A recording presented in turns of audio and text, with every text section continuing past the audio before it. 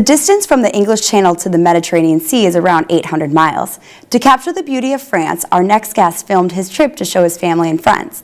He is also showing his video to outdoor adventure seekers at a Minnesota film festival. Cyclist Aaron Ortiz is here to talk about his expedition. Thank you for being here today. So how did you decide to bike across France? Well, you know, I was actually planning on going to climb a mountain in Alaska, and really I was planning this trip with a friend from Colorado, and basically we had this dropout deadline of like March 15th, and he was like, you know, he called me that day, and I was really dreading his phone call that day, but he called me and he's like, you know, I don't think I can do it. So at that time I was like, you know, well, what else am I going to do? I have a couple weeks off of work, and a friend and I were on a bike ride earlier in February, and it was like negative 20 degrees out, and we were stopped at a shelter belt, and he was like, you know what would be awesome is if instead of maybe like right here in freezing Minnesota, we were like in France just biking through the country. And I was like, yeah, Greg, that sounds great. It does sound wonderful. It's such a big trip. How did you train for it? You know, really it was just like I would get on my bike after work and basically ride for 3 or 4 hours a day, and that came out to be 30 or 40 miles a day. So for 2 months I was just basically on my bike after work and kind of slacking in my classes a little bit. So you worked hard for it, and most people when they go on vacation, they're, you know, packing and going into cars, but you rode a bike. How did you carry all of your stuff? Well, they're called panniers, and so I had front and rear racks on the bike, and the rear rack attaches to the frame of the bike, and so does the front one, and there's 4 bags, so essentially the pannier clicks onto the rack, so you don't have to carry a backpack or anything. You basically just have these 4 bags that are all around your bike, and you put your, you know, camping gear, sleeping bag, and everything else in there, and just carry all your stuff. So it was all hooked up. How long were you in France, and how long did it take you to bike from the English Channel to the Mediterranean? I was there for about 22 days. I mean, you take away 2 days for travel there and back, and then it took about 11 to 12 days to bike across the country, and then the last week I just kind of spent hanging out in a mountain valley. Just hanging out, having a good time over across seas. Was there any challenges that you faced when you got over there? I think really the biggest challenge I had was the flight over. The airline lost my bike, and for 24 hours they had no idea where it was. So like I was waiting at the oversized baggage department for the bike box to come out, and really nothing came out. So I went to the baggage loss department, and they give you this little piece of paper, and it has a bunch of pictures on it, and they say point to the thing that you're looking for. And I pointed to a box, and then I pointed to a bike, and I was like, bike box, I'm looking for my bike box. And they really didn't speak English, so I had to say like mon vélo boîte, and that's like bike box in French.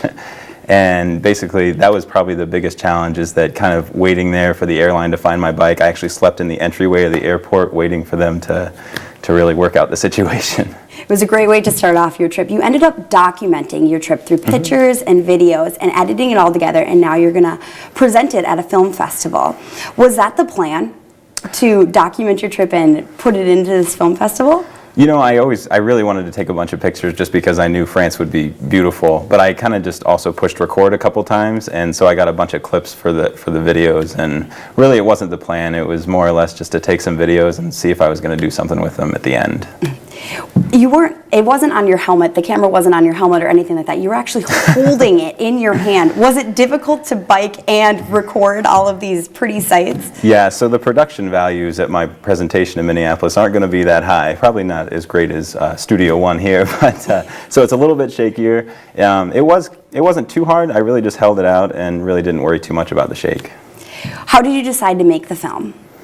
You know, I thought of... We're actually looking at you cooking on the back of your bike. I've never seen that before. Was that normal for you to do that? I bought some macaroni and cheese that night, and basically I had a camp stove with me, and I would cook most of the meals that I had while I was in France, because I camped for 16 nights. So basically, yeah, it was pretty normal to cook on the back of my bike rack.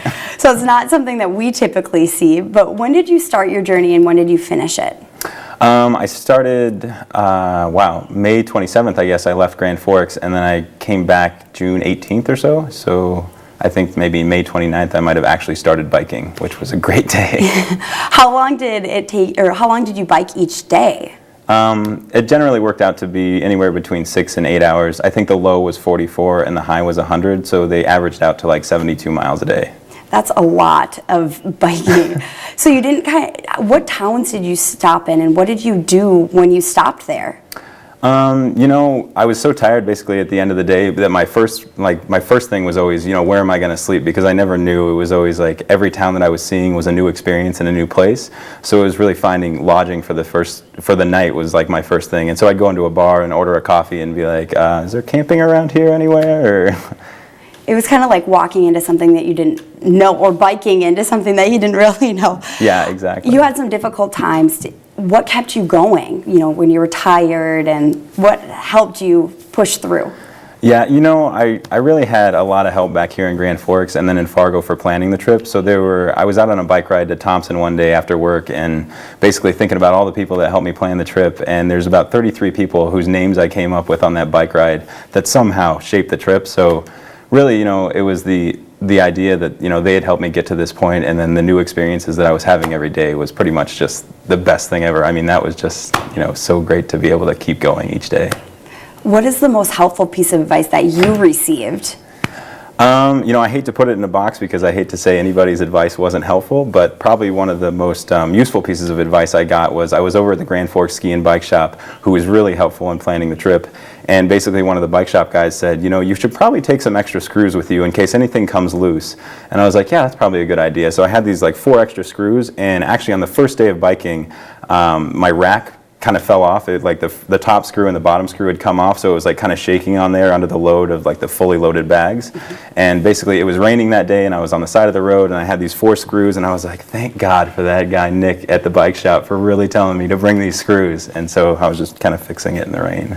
Real quickly, your film's being shown November 18th down in the Twin Cities? Yeah. Okay, well, it should be great. Thank you for being here. Exactly, thank you.